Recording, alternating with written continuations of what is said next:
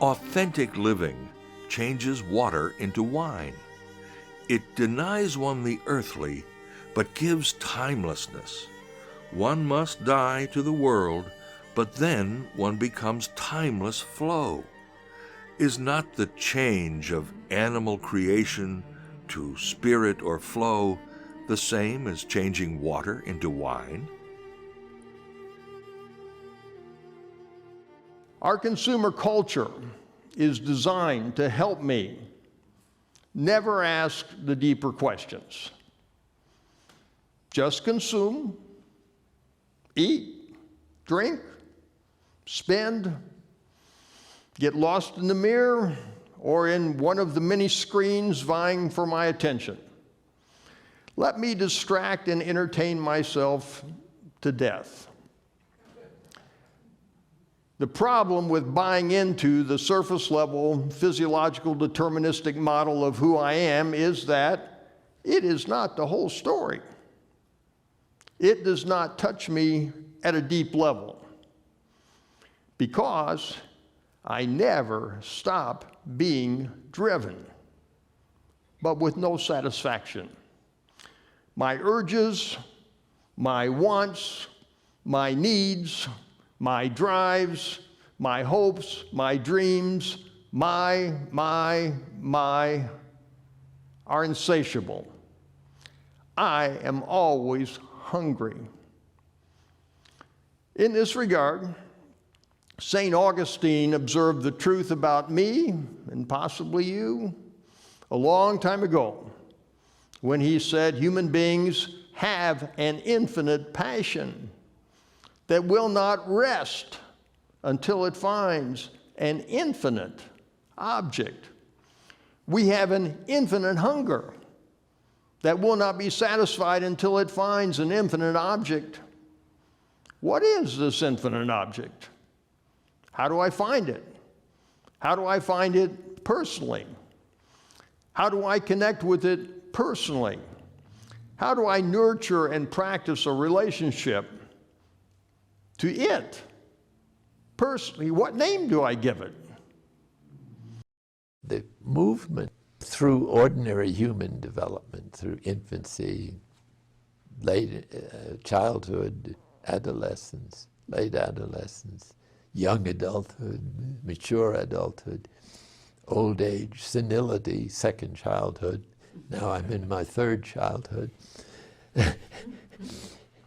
But the spiritual life follows these changes so that what you learn from psychology about the stages of consciousness is very helpful to understand that you can't be an adult without ceasing to be an adolescent in some degree.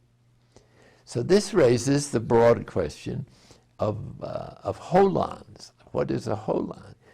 A holon is a little bit of reality that has a real identity, a real purpose, but is inside another box which is bigger. So as it continues to grow, you have to add to the holon the dynamic of growth, because every living thing grows as a nourishment and reproduces. So Teilhard says that he thinks that bodily evolution is pretty much over, and now it's a question of focusing on spiritual evolution, or the stages of consciousness, or preparing oneself for non-duality.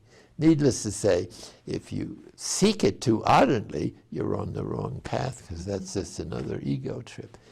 So it's so thoroughly demanding that you can't have interiorly any attachment, so that you possess nothing, have nothing, are nothing, as a comfortable disposition. So to get to that point, no matter how enlightened you are, even after enlightenment, there's a lot of work to be done. As we grow spiritually, you have to die to the previous level. Or if you prefer less strong language, you have to be moved into a bigger box if you're a holon.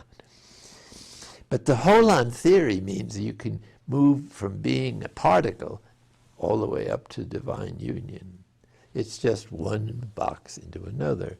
And there the wisdom is that in order to move, you have to let go of the limitations of the previous level you're on, which doesn't mean there was anything evil about it, but you're moving to a new perspective that is broader. Hence you keep all that was good in the lower, but is translated into these higher capacities.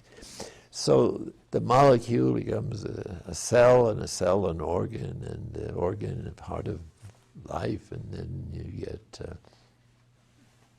spiritual energies, if you're human, go on expanding right up to union with God. The fact is that when God loves someone, this one qua selfish will has to be completely demolished. This is what it means to die to the world.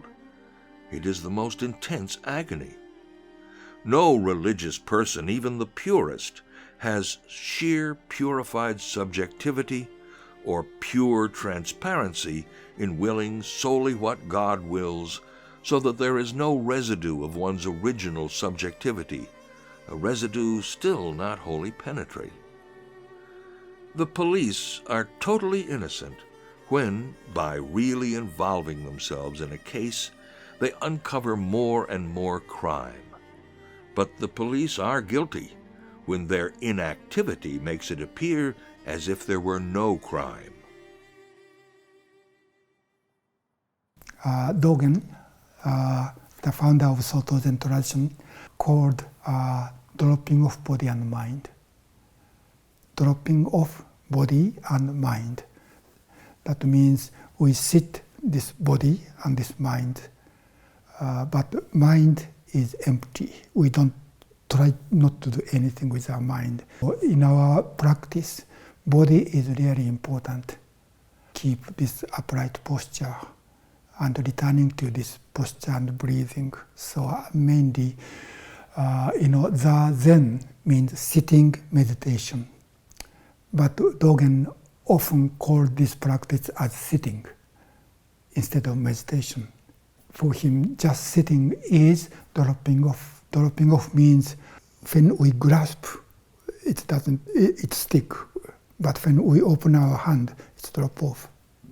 That means we become free from our clinging to our body and mind.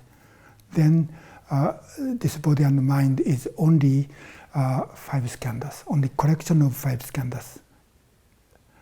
And that is the time when we are free from this clinging, when we open our hand.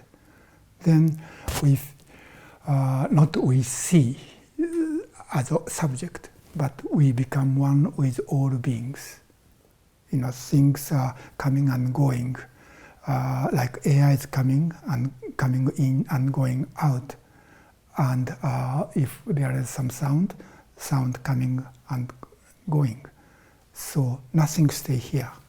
So these 5 skandhas really become emptiness.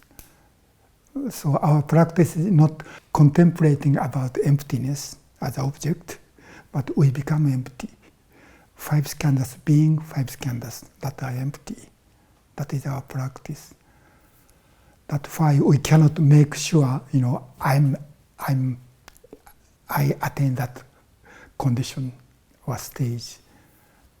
When we evaluate what is doing, then again there's a separation between subject and object. So our practice is without any evaluation or judgment. So that is another meaning of just sitting. Simply let the external person decay. The inner person grows in magnificence. Since survival in the physical form, survival is an instinct so, I was noticing it the other day in Africa. I was in Africa visiting a friend, and you have to get malaria shots. Not malaria shots, malaria pills, right, because of mosquitoes, and mosquitoes. Even in mosquitoes is the desire to survive. There was a mosquito that appeared in my room. And I tried to swat it, and it was fighting me and trying to run away and save itself and survive. Even a mosquito has it in its body. And the desire for survival is a consciousness, once you're aware, it's a fundamental biological consciousness that is, I think, the opponent to dying. And so, in a sense, when we celebrate the Eucharist, we surrender even that fundamental desire to survive, kenosis, with eros. We surrender our desire to survive to God. And in surrendering the desire to survive, now we find a new way of surviving by dying, so that the body is the body of Christ. And it's this lovely experience, and that is not about my grabbing on in a contract, but loving. And I have to say this with sincerity to both of you. I'm not sure, and again, I'm not sure yet, this is just a speculation, that if you can't do this with one person,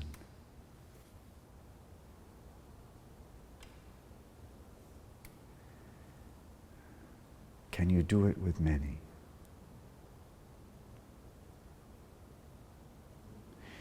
Does the, and again, friendship therefore becomes paradigmatic here. Friendship. Because friendship could include everyone and not just simply, it's a different form of relating, friendship. It even has a different purpose than marriage.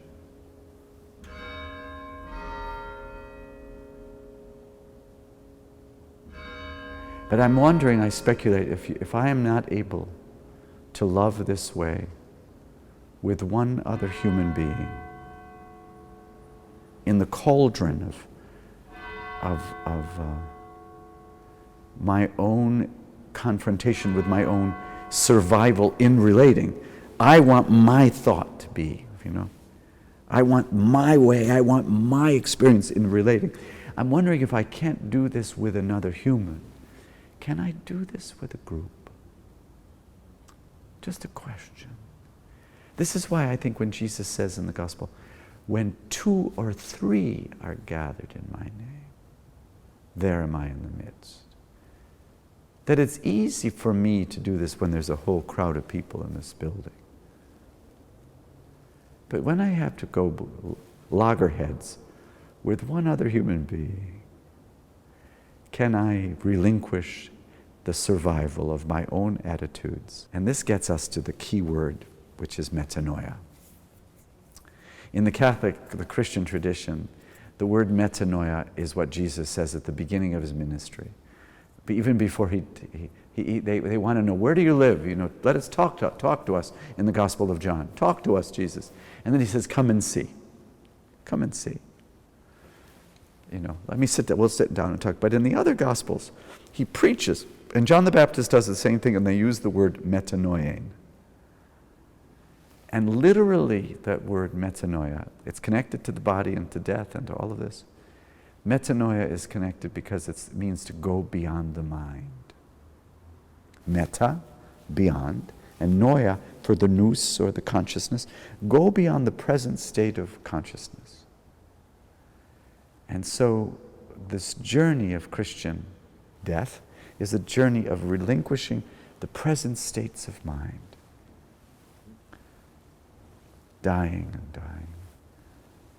And I think, for me at least, I've experienced this in relating with another human being who is on a similar path.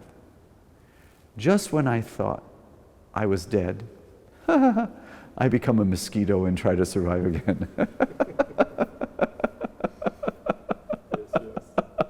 But it's so tricky because it's all thoughts. It's all just in the brain. Those are brain waves. But there's something more deep to consciousness that is able to love.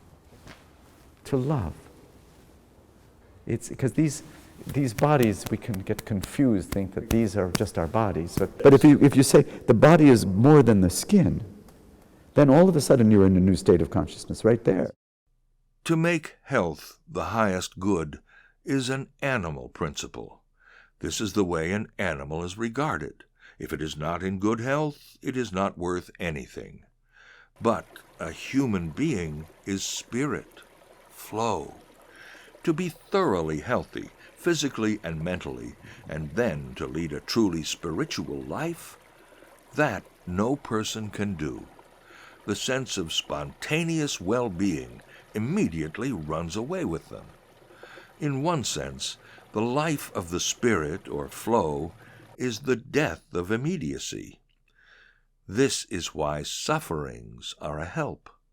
If a person suffers every day, if they are so infirm that the thought of death is simply right at hand, then one may be somewhat successful in being continually conscious of needing God.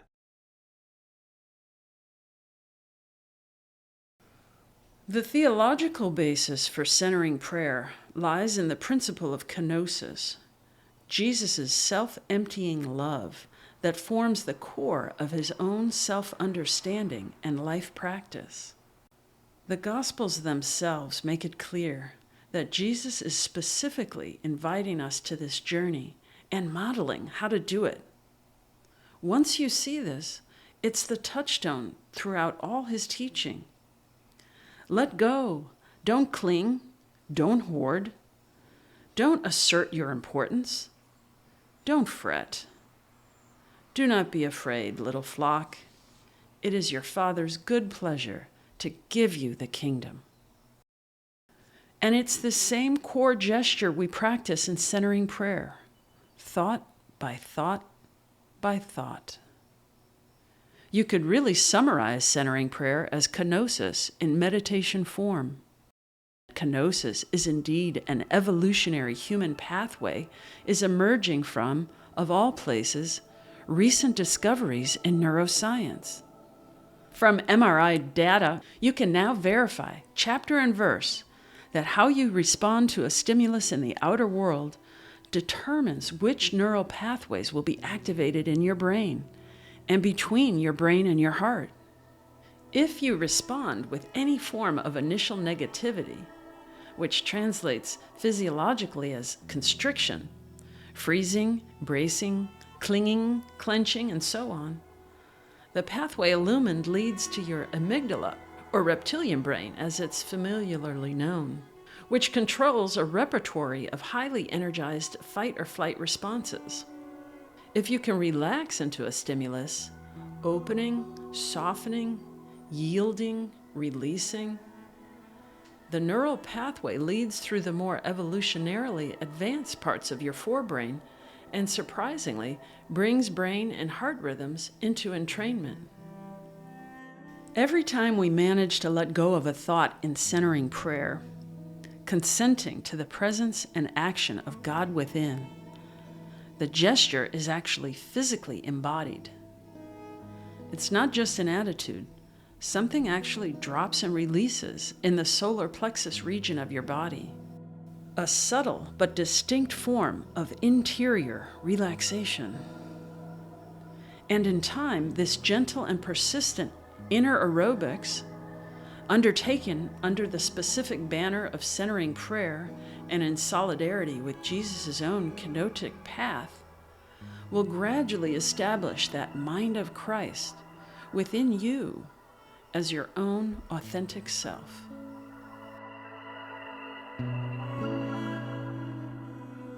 As I practice dropping off body and mind, kenosis, an emptying of myself, the presence of the ultimate reality is filling my vast interior space. Something is becoming nothing, and nothing is becoming something. This journey of exploring the ultimate body is leading me to a deep freedom and a question of my willingness to understand and exercise the ultimate role, my ultimate role. Am I willing to embrace this freedom? Let go and let's go. Everything depends on this.